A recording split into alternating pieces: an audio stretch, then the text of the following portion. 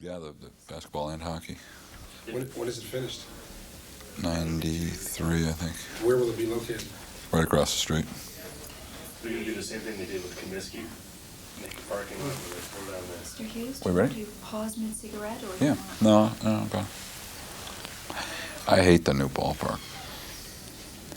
You know, I keep the only reason to go is to hope somebody hits a home run through the four-star restaurant window. You know, I'm a Got to give hot dog $1,000 for popcorn. that, shouldn't Yeah, skyboxes. You know, I hate Just a that. two-shot the whole time, right? Okay, and we have speed if you're all ready. Okay, let's begin.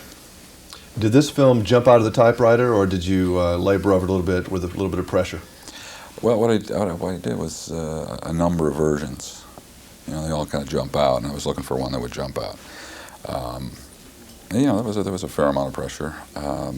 You know, the first movie sets a standard that you have to at least achieve and hopefully surpass, which I think we did. So I wrote a number of versions over this last summer. I spent last summer in the house working on Home Alone 2 versions, and I got four full versions done and picked the best one, which I thought was New York. I thought that had the most interesting story and the most opportunities for comedy and drama. Is there a hardest part about writing these two scripts? Well, you know, the first one is you know, it's all brand new, and you can take it wherever you want. The second one, I've established a character, and I've established, you know, the burglars, the kid, the notion of child being left alone. So I have to begin the second one with those guidelines. You know, I mean, I have to deal with those elements, so it makes it more difficult. Macaulay, going older, I can't really see the changes. I had to watch a little bit of the trailer in another film to see that, yeah, he has grown up a little bit, but it really hasn't changed that much. Was it hard for him to get back into this character, or was it like putting on an old shoe? Yeah, I think so. You know, he's grown as an actor. So, I mean, I think part of the reason you don't notice a change in his age is that he's playing Kevin. Mm-hmm. You know? I mean, when you see him today, he's a different kid. When he's playing Kevin, he's Kevin.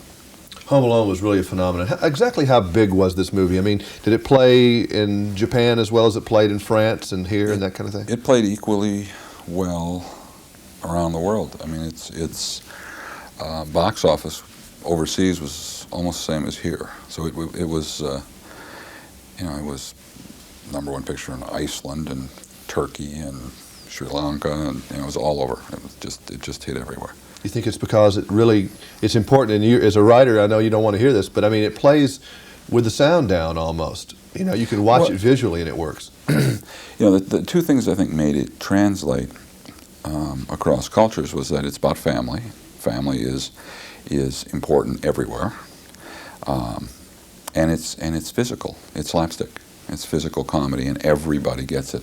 A lot of people say, "Well, I don't really like that kind of humor," but they laugh.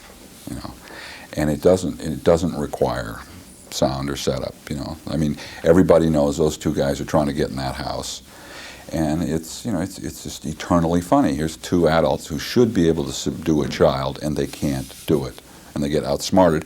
And the reason they get outsmarted is because they think they're smarter than the kid, when in fact he's smarter than they are, and he's anticipating everything they're going to do. Where did you find some of these tricks? I mean, I know you're qualified now to certainly write a Three Stooges episode if they were still doing these, or a Roadrunner one, but I'm, you know, where did you come up with these? Are these sick things in your mind, or they just happen to know that they're there?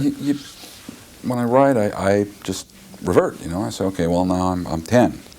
What would it be like? What's available to me, and what would I do? And a lot of the things that Kevin comes up with are very simple. You know, the crooks overthink. Mm-hmm. You know, when he pulled the string out, you know, he pulls the doorknob off and it's string connected to it. Don't pull the string. Is there a Kevin in there in you? Are you Kevin? I think every boy, every girl is Kevin. You know, it's because, you know, kids are far more clever than we give them credit for. I think that's a big part of the appeal. Kevin is he's not a super boy. You know, he's not imbued with any special extraordinary powers. He's not the son of a FBI agent, so that there's weapons or anything. He uses the things around his house to defeat his enemy. He uses things that everybody has. You know, give him a ball of string and a couple of nails and a paint can, and he can defend his house. You definitely turned the gas up on this one, though, didn't you? In all the areas, I think. Well, yeah, we first time out, we didn't know how funny it was going to be. We knew it would be interesting because his situation is inherently interesting, a child on his own at home. The second time, he's been alone. Now he's got a bigger challenge. He's got to check into a hotel. He's got to get around a big city on his own. There's a lot of different things he has to do. The first one we found, it was very funny. People thought it was really funny. We didn't know. I didn't know how far we could go and not go over the edge with the humor. And everybody laughed and they liked it. So going to the second one, we said, well, we'll bring the burglars in a little earlier and we'll add some extra characters and we'll see how much further we can go. Make it more of a comedy, which we did. It's a very nice Christmas present. Thank you. Thank you. One of my favorite things about these films really is a little thing, although it's not very little, is the class of the John Williams.